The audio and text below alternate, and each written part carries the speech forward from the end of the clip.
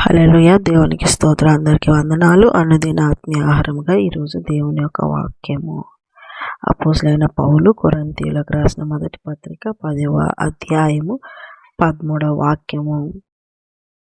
దేవుడు నమ్మదగినవాడు, మీరు సహింపగలిగినంత కంటే ఎక్కువగా ఆయన మిమ్మును శోధింపబడనీయడు.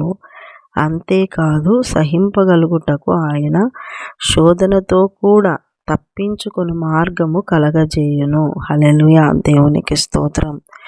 నిజంగా ఎంత మంచి దేవుడు, ఎంత ప్రేమగల దేవుడు, ఎంత నమ్మదగిన దేవుడు. ప్రియా దేవుని బిడ్డలారా, శోధింపబడుతున్నారా?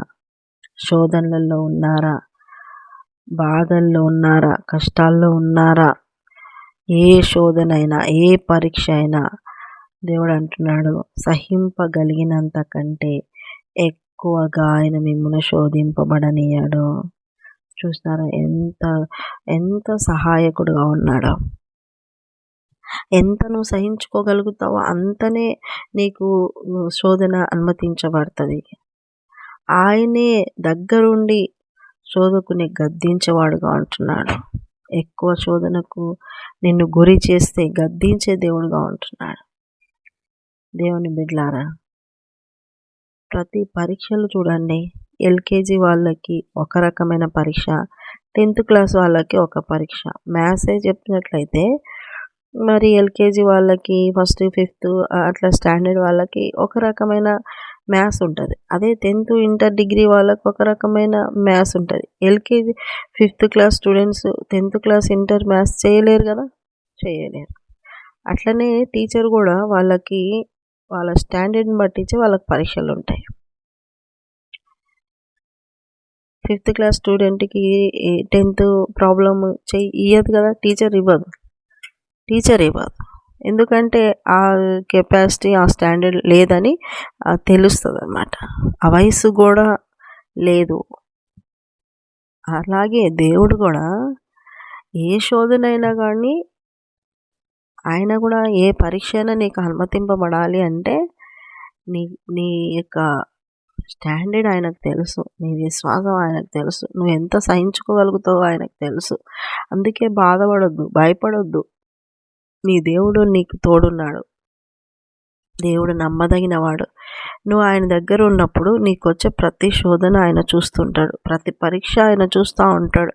నీకు ఎంత నువ్వు సహించగలుగుతావో అంతనే అనుమతింపజేసి అంతలోనే నీకు జయమిచ్చి బహుమానం సిద్ధపరిచే గొప్ప దేవుడు అంటున్నాడు. దేవుని బిడ్డలారా, అటువంటి గొప్ప దేవుడు మనకెక్కడ దొరుకుతాడు? మన గురించి ఇంతగా ఆలోచించే గొప్ప దేవుడు. మనం ఎంత సహించుకోగలుగుతామో ఆయనకు తెలుసు. మనం ఎంత నిలబడగలుగుతామో ఆయనకు తెలుసు. మనం ఎంత తట్టుకోగలుగుతామో ఆయనకు తెలుసు. వాక్యం అనే బండ మీద మనం ఉన్నప్పుడు వాన, వరద, తర్వాత గాలి విసిరి కొడుతుంది, ఖచ్చితంగా వస్తాయి. కానీ ఎంత రానియాలో ఆయన రాణించే దేవుడు అంటున్నాడు. ఎక్కువ రానిచ్చాడు. నీ స్టాండర్డ్, నీ యొక్క శక్తి నిన్ను ఇంకా ఉన్నతమైన స్థితికి ఎక్కించడానికి ఆ పరీక్షలు, శోధనలు అంతే తప్ప నిన్ను ముంచేదానికి ఆయన అనుమతింపజేయడు. నిన్ను ఆ శోధనలో తేలగొట్టే దేవుడు. చూడండి, నోవాహు జీవితంలో కూడా మనం చూసినట్లయితే, నోవాహు కష్టపడి 100 సంవత్సరాలు ఆ నోవాహు ఓడ కట్టినాడు. అందరినీ పిలిచినాడు, అందరు రాలేదు. ఆ వర్షాలు, ఆ వరద అంతా కూడా ఎంత వాటర్ వచ్చేసింది. అదే వాటరు ఆ మాట వినని వాళ్ళనందరినీ ముంచేసింది. అదే వాటరు నోవాహు ఓడను తేలజేసింది. ఓడలో ఉన్న నోవాహు తేలుతా ఉన్నాడు. కొండల పైకి వెళ్ళి కూర్చుంది ఆ యొక్క ఓడ. దేవుని బిడ్డలారా, దేవుడు గొప్పవాడు. ఒక్కటే నేర్చుకోవాలా, దేవుని మాట వినడం, దేవునికి ఇష్టంగా బతకడం, దేవుని యొక్క వాక్య ప్రకారమైన క్రియలలో జాగ్రత్త కలిగి ఉండటం. అలాగ మనం ఉన్నప్పుడు దేవుడైతే నమ్మదగినవాడు. నీ ప్రవర్తనని జాగ్రత్త చూసుకోవాలి. దేవుడు నమ్మదగినవాడు. దేవుడు చాలా జాగ్రత్త పరుడు, చాలా ప్రేమ గలవాడు, చాలా చాలా అంటే అంత గొప్ప దేవుడు. ముదిమి వచ్చే వరకు ఎత్తుకునేవాడు, అంటే ఇడిచిపెట్టకుండా నిన్ను ఒక రేంజ్లో ఆయన నడిపించే దేవుడు. హల్లెలూయా, దేవునికి స్తోత్రం. సహింపగలిగినంతగా ఎంత సహించుకోగలుగుతావో ఆ శోధనను అంతే రప్పించి ఇంకొక మాట సెలవిస్తున్నాడు. ఏంటంటే సహింపగలుగుటకు ఆయన శోధనతో కూడా తప్పించుకొని మార్గం కలగజేయును. హల్లెలూయా. ఒక పరీక్ష, ఒక శోధన వచ్చినప్పటికీ సహించుకోవటం నేర్పిస్తూ మరి ఇంకోటి ఏంటంటే తప్పించుకునే మార్గం కూడా చూపిస్తాడంట. హల్లెలూయా, దేవునికి స్తోత్రం. తప్పించుకునే మార్గం కూడా వివేకముతో. చూడండి, గింజలు చల్లి వేటగాడు పిలుస్తాడు.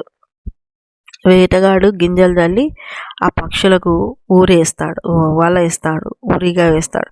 అప్పుడు వివేకం కలిగినవి జాగ్రత్త పడి అటువంటి గింజలు తినకుండా జాగ్రత్త పడి వెళ్తాయి. కానీ వివేకం లేని పక్షులు వెళ్ళి ఇరుక్కొని పోతాయి.